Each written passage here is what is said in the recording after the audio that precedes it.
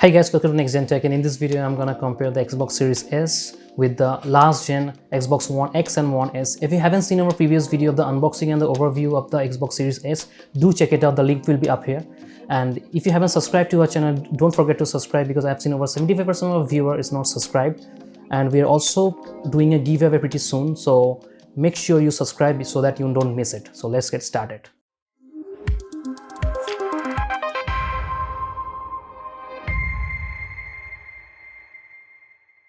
Before getting into comparison, let me give you a quick overview of the hardware specifications of all the three Xbox consoles we have. Starting out with the Xbox One S, which the price is around 30,000. It has an 8-core clocked at 1.7 GHz custom AMD Jaguar CPU with 1.4 teraflops clocked at 914 MHz of GPU, an 8GB DDR3 memory with an 512 GB or a 1 TB hard drive, and both the digital and physical variants are available. One thing guys, keep that in mind, the 30,000 price range is only for the physical variant, as the digital variants are cost much more less than the physical variant. Coming to the next, we have the Xbox One X. The price is around 40,000, which has an 8-core CPU clocked at 2.3 GHz custom AMD Jaguar with a 6 teraflops clocked at 1.17 GHz of GPU. It has a 12 GB of GDDR5 RAM and a 1 TB of hard drive, and it supports native 4K. And the last but not the least, we have the all-new Xbox Series S. The price is around 35,000. It has an 8-core CPU clocked at 3.6 GHz custom Gen 2. It has an 4 teraflops clocked at 1.56 GHz custom RDNA 2 GPU. It also supports ray tracing, but only few title supports in it for Series S, like the Watch Dogs Legion. It has a 10 GB of GDDR6 RAM and a 512 GB of custom NVMe SSD. Now let's compare the Xbox One S with the Series S. The One S is the cheapest Xbox console you can buy right now. It is the best for 1080p or 2K TVs and monitors. It runs every AAA games at 30 FPS except a few titles. It dips below 30 FPS in certain action-heavy scenes, and both One S and Series S are not native 4K consoles. But if you use them on a 4K TV, then the consoles will upscale the games to 4K, which look decent enough, but the textures looks muddy and the draw distance is very poor and the edge looks very jagged. There are two variants of Xbox One S, a digital-only variant and the physical disc variant. It also comes in two storage sizes, the 512 GB and the 1 TB. We have the digital-only variant with the 1 TB storage. On the other hand, the Series S is capable of running many AAA titles at 60 FPS or even higher, and up to 120 FPS. Games like Forza Horizon 4, Sea of Thieves, which are enhanced for Series S and Series X, runs at 60 FPS. Need for Speed Heat runs at 30 FPS, whereas the Gears 5 runs at 60 to 120 FPS. The games which have X and S marks on their covers also support the new next-gen features like the Quick Resume and the Smart Delivery for both Series S and Series X consoles. We will be covering these two features later in this video, so watch the video till the end. So in the end, we can see the Series S has a powerful and the faster CPU, GPU, RAM, storage and everything else. The SSD drastically improves load time, unlike the hard drives on One S. We don't really see any good with the One S compared to Series S. The One S physical disc variant, which is currently priced at around 30,000. So for rupees 5,000 more, it's better to grab a Series S at a price of 35,000. Just in case, if you don't have a budget to go for the Series S, you can consider the One S digital only version.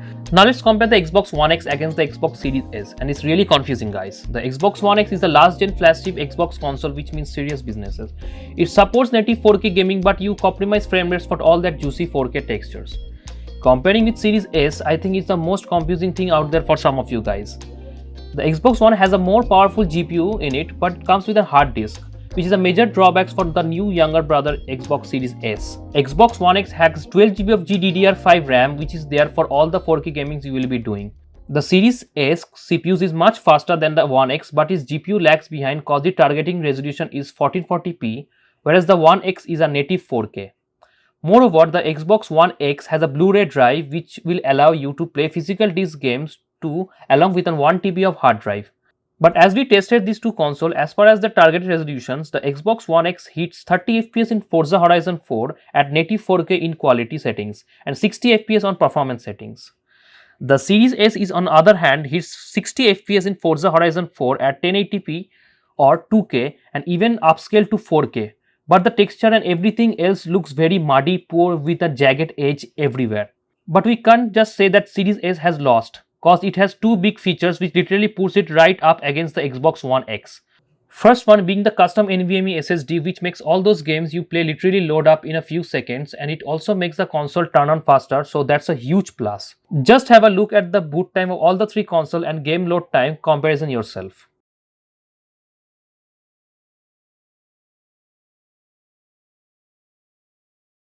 As you can see guys, the Series S boot way ahead of the One S and the One X. The One S comes second, followed by the One X. In Forza Horizon 4 on the Series S, you can skip through the cutscenes at the start and let you get in the game way faster than the other two consoles.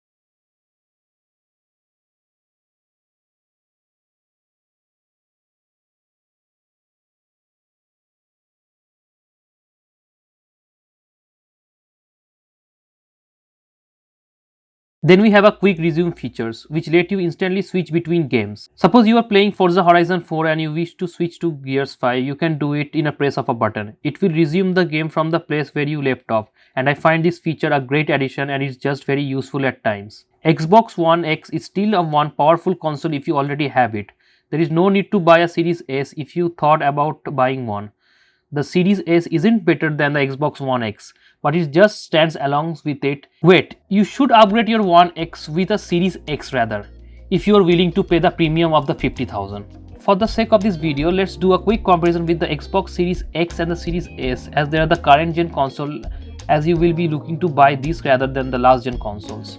One thing to be noted guys, as we don't have the Xbox Series X, so we will do a rough comparison of the consoles. And now for the Xbox Series X, which is priced around 50,000. It has an 8-core CPU clocked at 3.8 GHz custom Zen 2, which is the same CPU as the Series S, but with a much higher clock speed. It has 12 teraflops clocked at 1.82 GHz custom RDNA 2 GPU with ray tracing supported. It has a 16 GB of GDDR6 RAM, a 1 TB of custom NVMe SSD with 4K UHD Blu-ray drive and supports native 4K. Now for the comparison, it's clear that the Xbox Series X is the fastest and the most powerful console out there currently.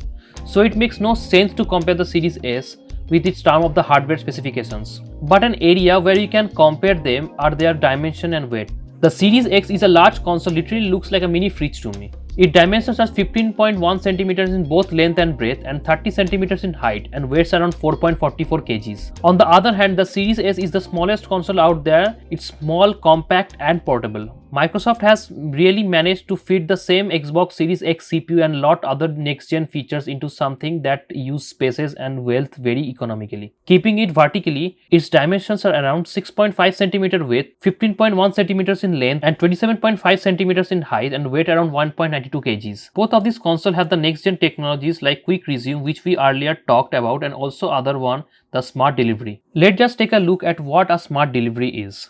It's all about game ownership. If you buy one version of an Xbox game that supports Smart Delivery, you will always have access to the best version of that game later down the line, no matter which hardware you are playing on it. That means if you buy a Halo Infinite for your Xbox One and later want to play on Xbox Series X, you can. The one-time purchase means you will have the best version possible of that game, whichever Xbox console you choose to play on. That is not all. Save data is compatible across both consoles too. So you can resume from where you left from your last console. So coming to the end of this video, why should you buy a Series S? If you need a console which is small, compact in size and don't really care about 4K gaming, then Series S is the way to go, as its small form factor can easily fit it anywhere you like. Also, you can save more space by positioning it vertically and it really looks great. Also, you should only consider Series S if you are going to buy a digital only games, as there is no disk drive. The Xbox Game Pass is a great deal for the console with a tons of games to play, and now EA Play has joined the Game Pass, make it worth getting this console. The Series S delivers what it promised for now, but the biggest question is for how long. As the new games come out with more demanded graphics, will the Series S be able to keep it up? To answer that, we will have to wait for some time to say it. And also, why should you buy a Series X? If you are into true 4K gamings and want the best of the best, then you can go for the Xbox Series X. In the long run, the Series X will save you more money, as you can buy used physical games and resell or trade them for new games, unlike the Series S. Even if you just play digital games, then the 1 TB storage should be sufficient for you. Unlike the Series S, it has a wider selection of ray tracing enabled games. The upcoming Devil May Cry 5 Special Edition and the Control Ultimate Edition, which will only support ray tracing on Xbox Series X, and more coming later. One thing to note guys, the Xbox Series S comes with only 512GB of storage, out of which only 362GB is usable for us. But as you might have seen, there is an expansion slot on the back of the console.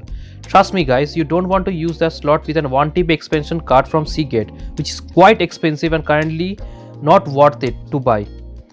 But even if the Series S has 362GB of storage, the game of Series S don't support 4K. So the file size drastically less than the Series X, as they don't included all that juicy 4K textures. I don't know why Microsoft have done this, but hey, you can still use your external hard disk with USB, but that won't get you the faster load time and quick resume features. In that case, you are better off getting a Series X, which will give you more performance and storage. Thanks for watching everyone. If this video helped you, make sure to give a like and also subscribe to our channel to help us to bring more better content for you guys. Don't forget to turn on the bell icon, and if you have any questions regarding the Xbox console, you can comment down below and also follow us on our social media handle. So until then, see you next time.